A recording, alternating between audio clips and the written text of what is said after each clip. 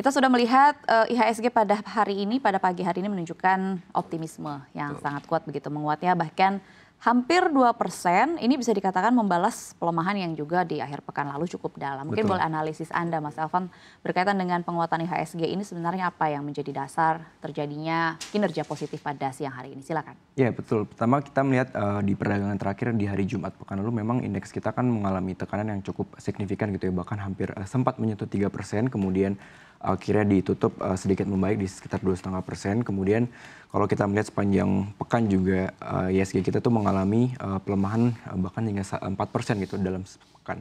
Dan kalau untuk perdagangan hari ini saya melihat memang sedikit ada semacam switch play gitu ya daripada pelaku pasar. Yang mana kita tahu sebelumnya indeks kita itu rally itu ditopang oleh saham-saham konglomerat dan juga di perdagangan Jumat kemarin melemah itu juga ditopang oleh pelemahan dari emiten-emiten konglomerat. Dan ketika hari ini emiten perbankan yang sebelumnya itu cukup bisa dikatakan lesu ya, tidak begitu bergairah dalam beberapa waktu belakangan, namun hari ini berhasil rebound gitu.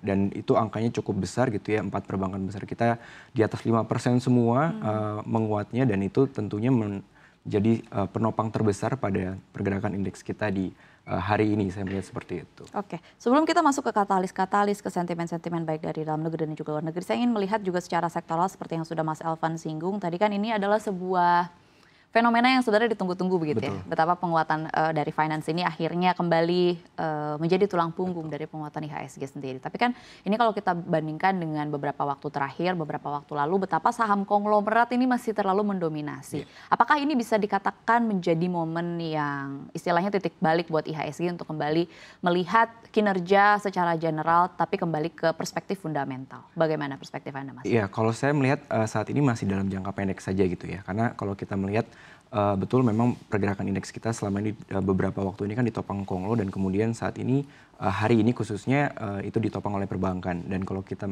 lihat kita bisa coba menelaah kepada instrumen lain, yaitu khususnya di obligasi kita, di mana 10-year bonds kita itu atau SBN tenor 10 tahun itu sedang mengalami yieldnya itu atau imbal hasilnya itu di level terendah. Artinya harganya ini sedang tinggi gitu ya, sedang sangat tinggi.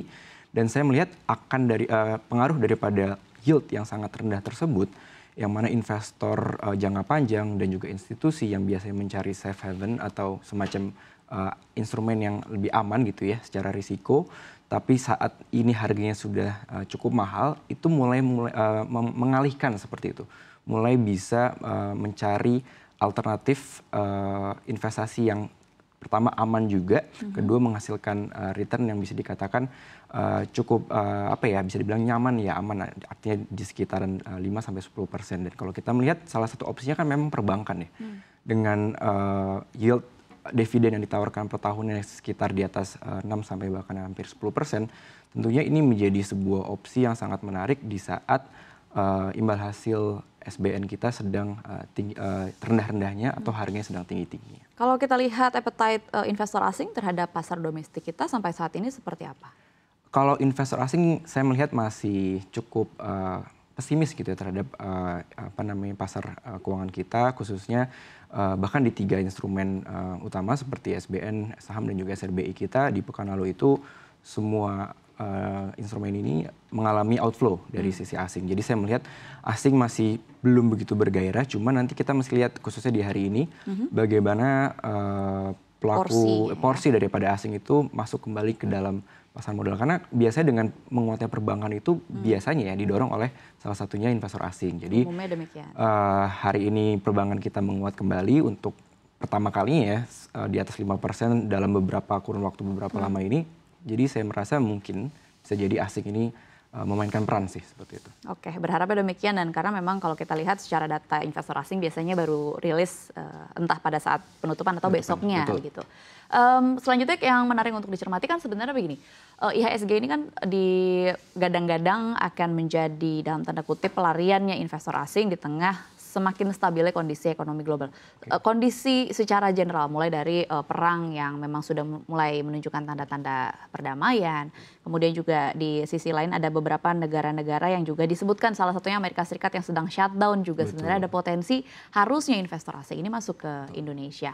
Nah, apakah kira-kira dengan beberapa sentimen ini kita bisa melihat IHSG ke depannya, yaitu tadi kembali lagi ke fundamental dan ada potensi bahwa pekan ini akan menjadi kinerja yang cerah secara umum, secara overview, Mas Baik, Elvan? kalau kita melihat pertama dari sektor dari sisi global terlebih dahulu ya, memang betul saat ini ketegangan yang sebelumnya itu ada, baik itu dari geopolitik maupun dari ketegangan atau ketidakpastian akibat dari tarif Trump, khususnya di pekan lalu ya, setelah Trump itu sempat mengancam untuk menaikkan kembali tarif sekitar bahkan 100% terhadap China.